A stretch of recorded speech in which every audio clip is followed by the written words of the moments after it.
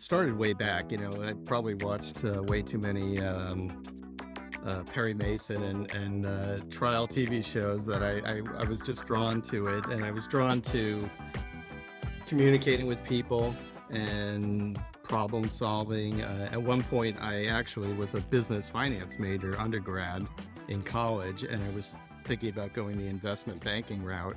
I just felt that I could do a little more good for clients in the legal profession, and I liked communicating with people, and it was very much it really is a storytelling process, and I'm probably not that I ever really was an actor, but I'm maybe a frustrated actor at some point, and I like being in front of people and telling a story, and then that's what a lot of times what you're doing as an attorney. As the entertainment media side of things, I was lucky enough to meet my wife early on, and she's a film producer, and her family was deep in the film business. And when we got married as 20 somethings, and I was we would go to parties, and we'd always have our friends who were in the entertainment space, and I was always the attorney at the table. So they would always turn to me and say, "Hey, what do you think? Or can you help me with this project? Or, I have this movie that I'm trying to get off the ground." And so I kind of fell into it that way through friends and family. So it was, but I've enjoyed it ever since. Yeah, so running through the your practice right now, let's talk a little bit about, the specialties that you have, and and where the sweet spot is. What is an ideal client? What are some of the projects that you know, loved working through in your career? Sure. I describe to people that my practice is really in complex business. So I've had clients in every aspect of business, like real estate clients. I have, big manufacturing clients. But I've been known mostly in the entertainment and media space. And when I say that, I'm really referring to the networks, the studios, newspapers, news organizations. In the past, it's not so much a big part of it now, but I did a lot of work in the past for CBS, where we represented CBS News and also ABC when they did a lot of hidden camera work, where they would do investigative reporting. It was more a thing in the 90s and early 2000s, where they would do investigative reporting.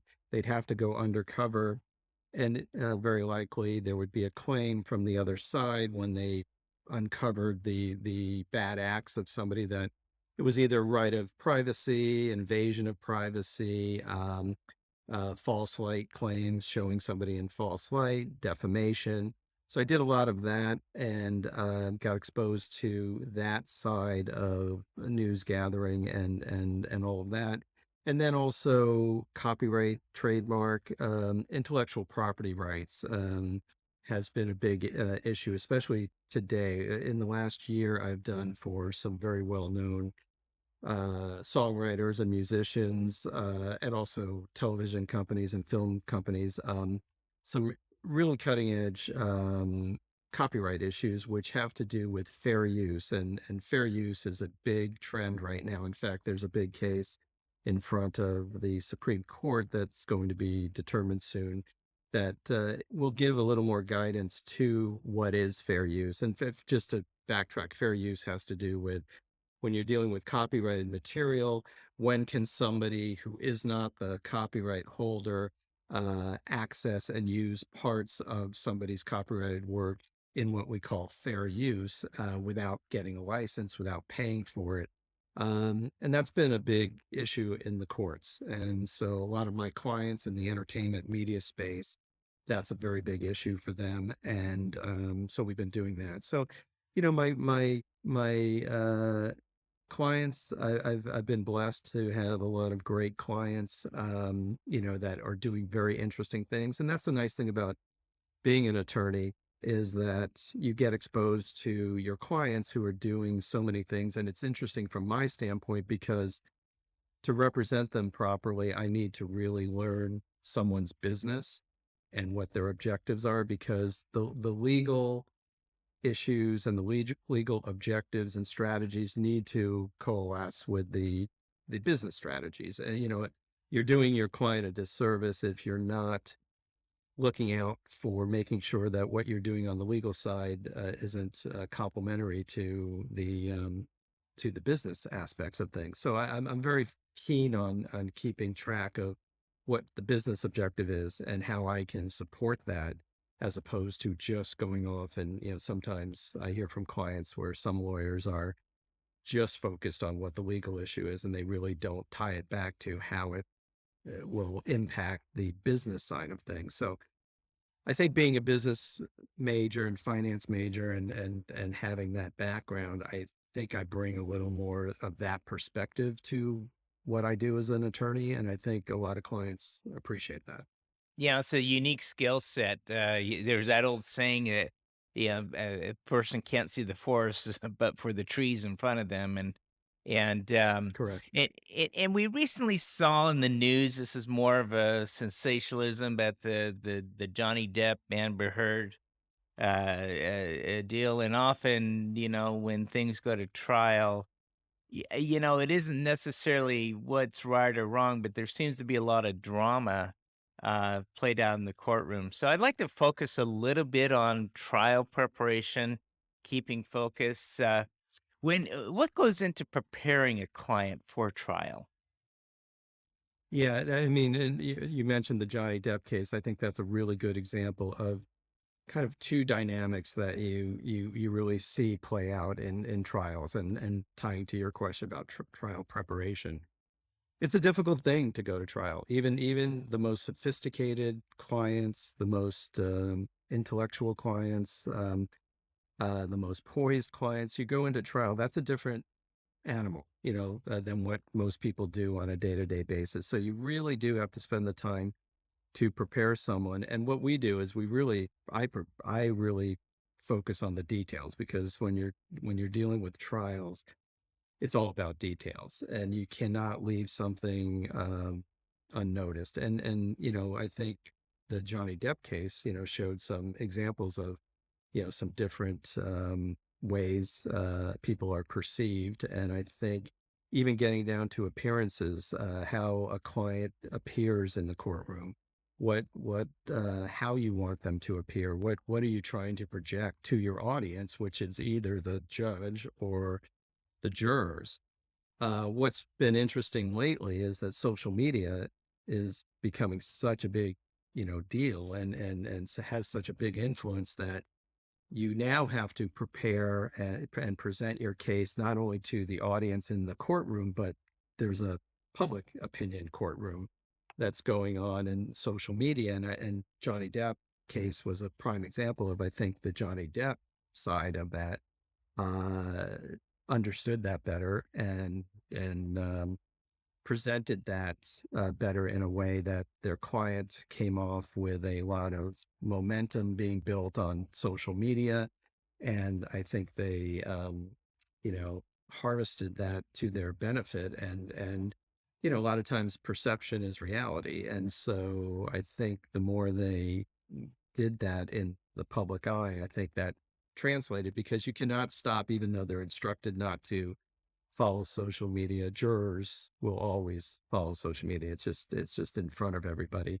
So it is a way to get an idea across, or have your client perceived in such a way outside of the courtroom that will still have an impact in the courtroom. And I think that social media has changed the way we present cases, because attorneys need to now be very savvy in the public relations area. It's not just enough to be an attorney in the courtroom. You need to understand the ramifications of how things are going to play in social media, how to use social media to the benefit of your client, and how to protect yourself from the negatives that can be targeted toward your client in the social media, and be ready for that.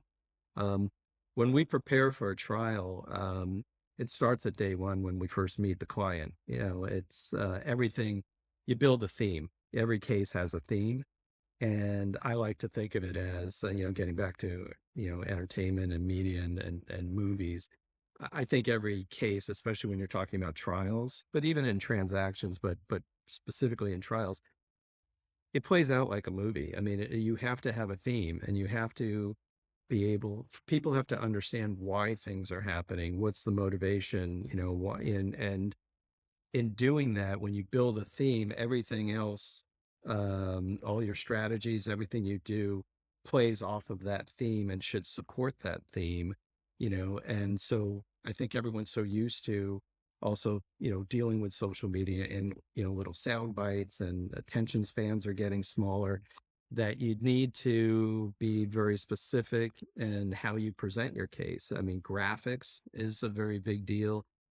Clips. I think jurors are becoming more visual in the way they learn and retain information.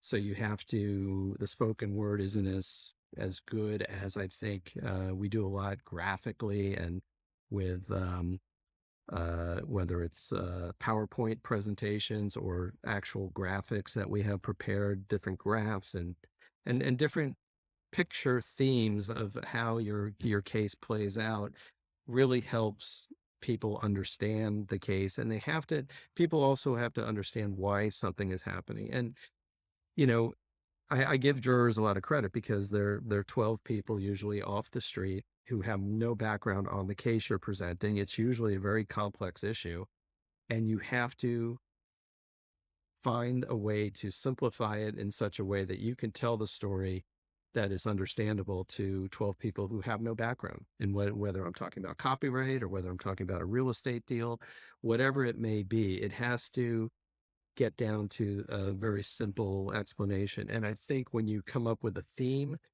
you that helps you, and you carry it through all the way. That's when you, I think, are most victorious and beneficial to your client.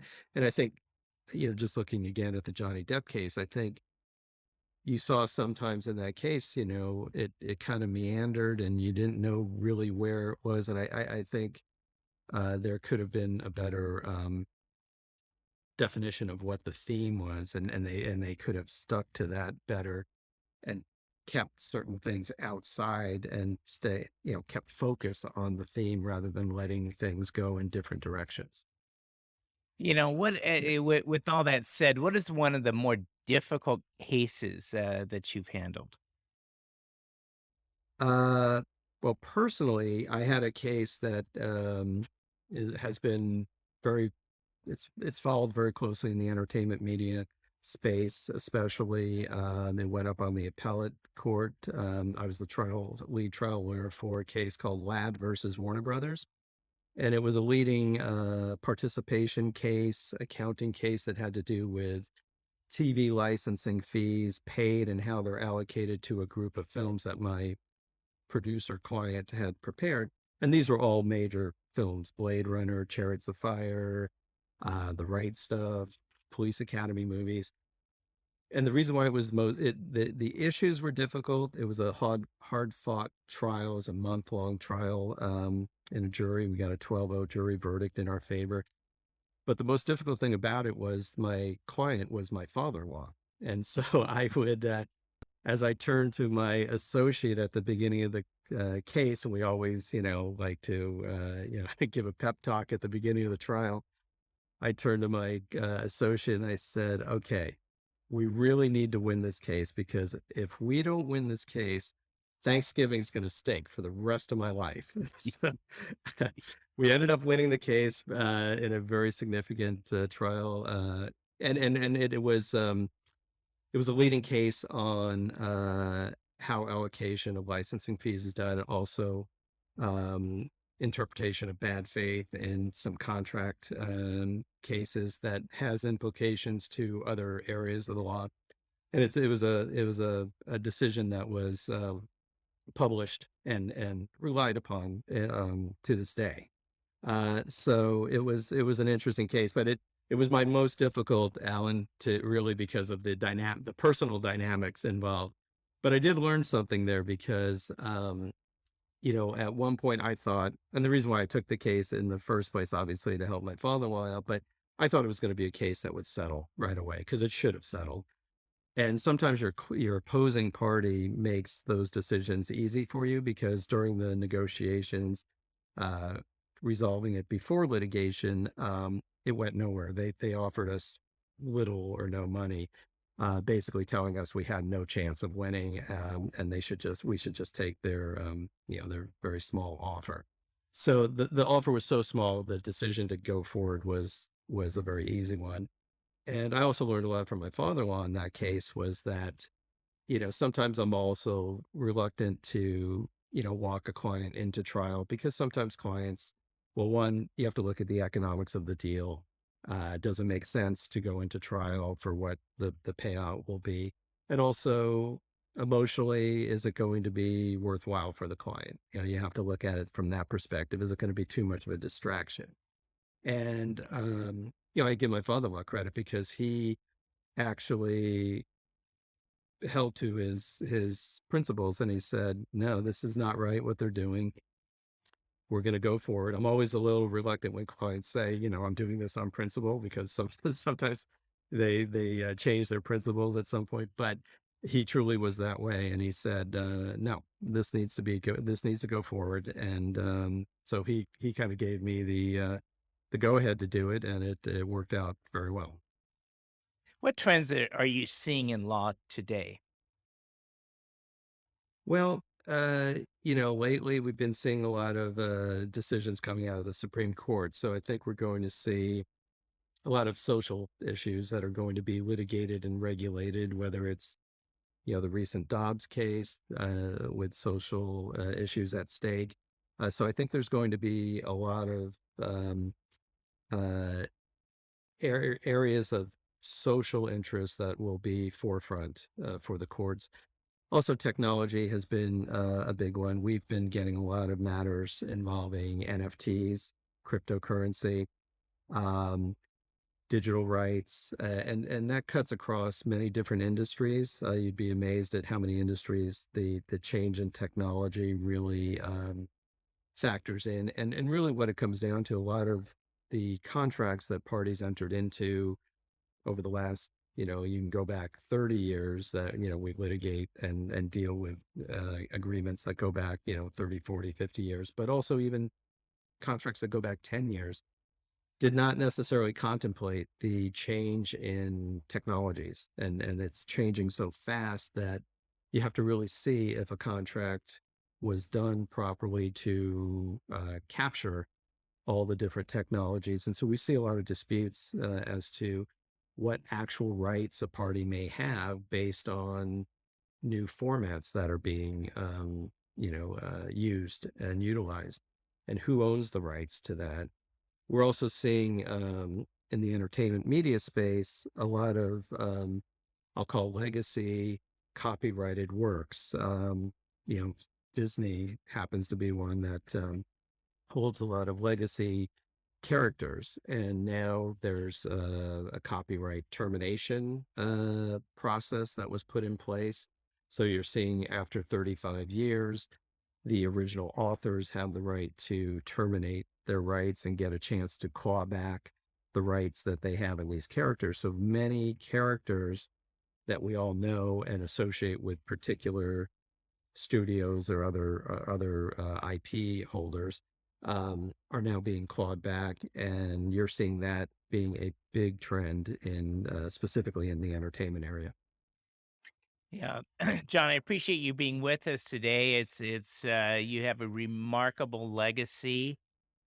People can look you up on the internet, but let's say that someone says, "Hey, I really got to get a hold of John for a legal issue that I'm going through." And not that you're in want of a lot of new clients, but because of your demand. But how would a person go about finding you and contacting you? Sure. I am a partner at Loeb and Loeb.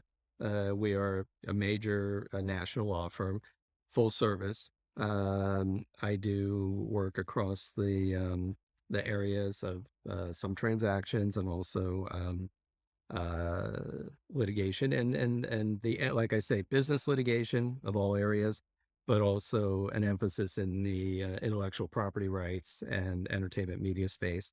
And the great thing about my firm, Loeb and Loeb, is that I have so many talented colleagues that I have many clients and many people come to know who I am, will contact me for a matter or an issue.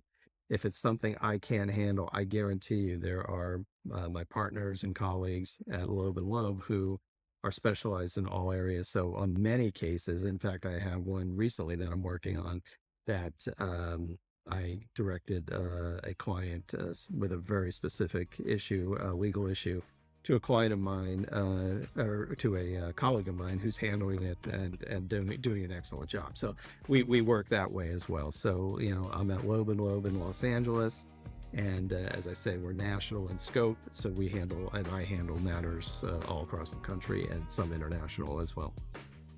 All right, John, thanks for being with us today. Thank you, Al. It's been my pleasure.